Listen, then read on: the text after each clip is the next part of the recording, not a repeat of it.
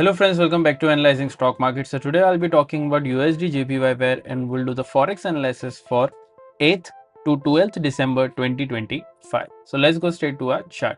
So here I have already opened the chart. As you can see in USD JPY, we can see a 0.14% positive move and 155.319 was the closing on Friday. So now I'll be talking about what is going to happen in coming week, and even I'll be marking some important support zone and resistance zone which will help you to take better stop loss and target levels according to your bias.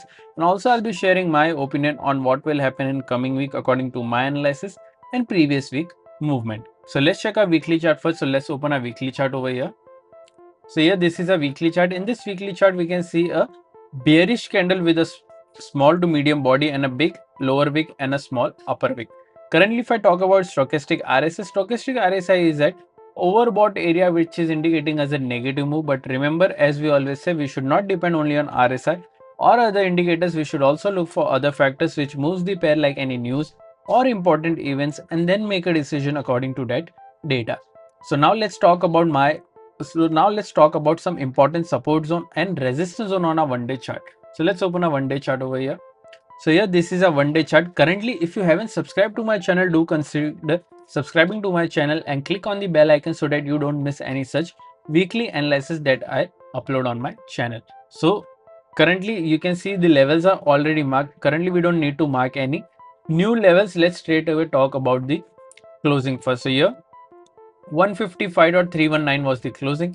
Here the direct support is 155.161 and direct resistance is 155.438. After direct support, there is a support of 154.843 and then 154.422.